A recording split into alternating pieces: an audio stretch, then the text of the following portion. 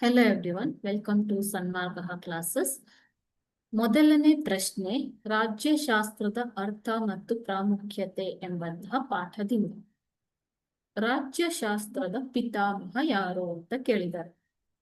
Options ನ ನೋಡೋಣ. Option A Herodotus, option B Aristotle, option C Plato ಮತ್ತು option D Socrates.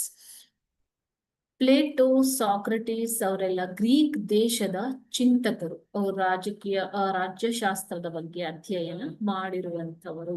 ಓಕೆನಾ? ಸೊ ಇವರು ರಾಜ್ಯಶಾಸ್ತ್ರದ ಚಿಂತಕರಾಗಿದ್ದರು. ಆದರೆ ಅರಿಸ್ಟಾಟಲ್ ಅವರನ್ನ ರಾಜ್ಯಶಾಸ್ತ್ರದ ಪಿತಾಮಹ ಎಂದು ಕರೆಯಲಾಗಿದೆ. ಮತ್ತೊಬ್ಬ ದಾರ್ಶನಿಕನಾದಂತಹ ಅರಿಸ್ಟಾಟಲ್ ಅನ್ನ ರಾಜ್ಯಶಾಸ್ತ್ರದ ಪಿತಾಮಹ ಎಂದು ಕರೆಯಲಾಗಿದೆ. ಏಕೆಂದರೆ ಅರಿಸ್ಟಾಟಲ್ರು ರಾಜ್ಯಶಾಸ್ತ್ರದ ಅಧ್ಯಯನವನ್ನ ಕ್ರಮಬದ್ಧಗೊಳಿಸಿದರು. ರಾಜ್ಯಶಾಸ್ತ್ರದ ಅಧ್ಯಯನವನ್ನ ಕ್ರಮಬದ್ಧಗೊಳಿಸಿದ್ದರಿಂದ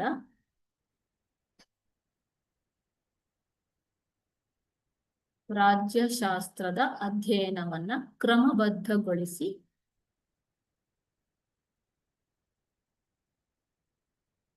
ರಾಜ್ಯಶಾಸ್ತ್ರಕ್ಕೆ ತಳಪಾಯ ಹಾಕಿದಂತಹ ಪ್ರಥಮ ಚಿಂತಕ, ತಳಪಾಯ ಹಾಕಿದಂತಹ ಪ್ರಥಮ ಚಿಂತಕ ಅರಿಸ್ಟಾಟಲ್. Okay,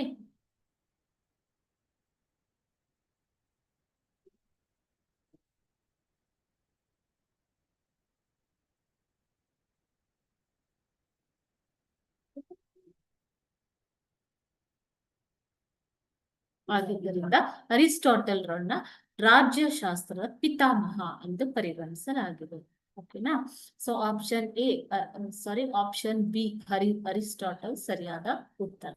thank you.